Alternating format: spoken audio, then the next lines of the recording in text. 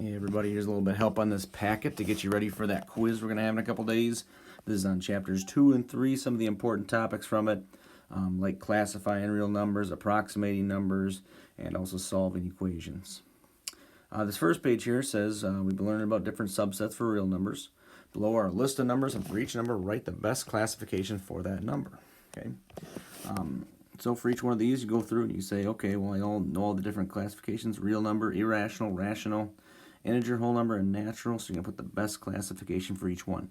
I would also challenge you to put other classifications that do fit.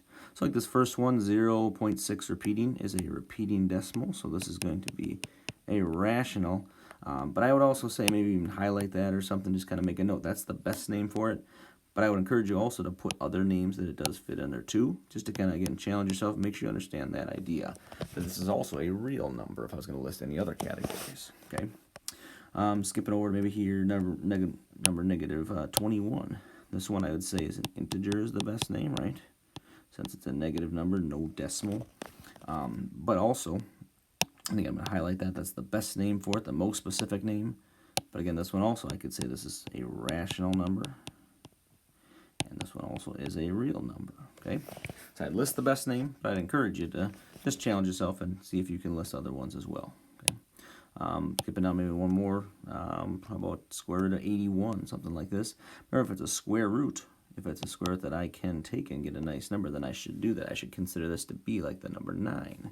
And so then if I'm talking about the number 9, well, really I'm talking about a natural number. But along with being a natural, there's a lot of different categories it fits into here. That means it's also a whole number. It's also an integer.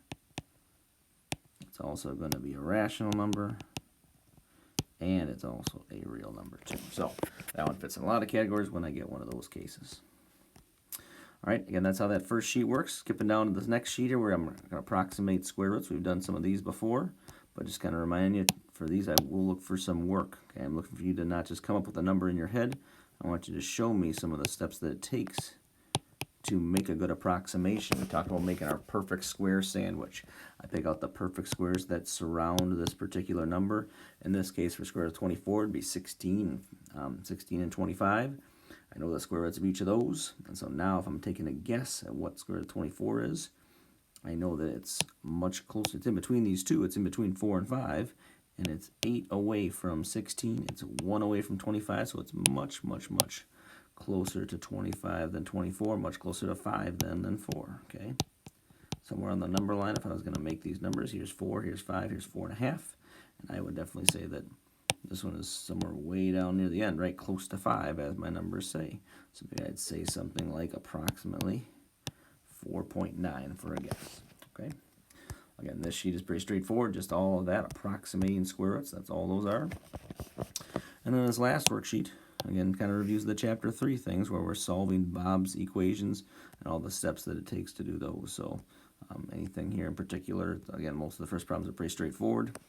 In terms of solving a Bob's equation, and follow my steps. If I have to distribute, like in this first one, or number 8 here, distribute to this one, collect like terms, get the variable by itself, all those steps, okay? The bottom 2 equations, I'll just give you a little hint. To make the equations for these, you can set up equations that kind of look like some of the ones above and be able to solve them.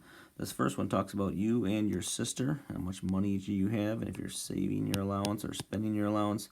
I would encourage you to set up something like this where I say you and then your sister. And you have your different situations with money, and it asks you how long will it be before you have as much money as your sister. So when will you guys have the same amount of money? So on this side will be your situation, some terms, some variables, things like that. What are you doing with your money? It says how much you have and what you're doing with it. And then on the other side will be your sister's amount of money. What she's doing, is she saving or spending? How much does she have right now? And then you set them equal to each other. Okay, and using that setup, it should give you an equation that you can solve and figure out how long it is going to take. Okay, same thing with the botanical garden one. There, you can either be a member, as it says, to the botanical garden, or you can be a non-member. Okay, but either way, you're going to figure out how many visits would each of these members or non-members pay the same amount. What do you have to pay if you're a member? How much you have to pay every time you go? Or what if you're just a non-member? Okay, well, thankfully you don't have to pay the membership fee then, but you will have to pay something every time you go to visit the garden. So set up equations like that for those bottom two, and I think that will help you get to a solution for each one. Okay, good luck, you guys. Any questions, let me know.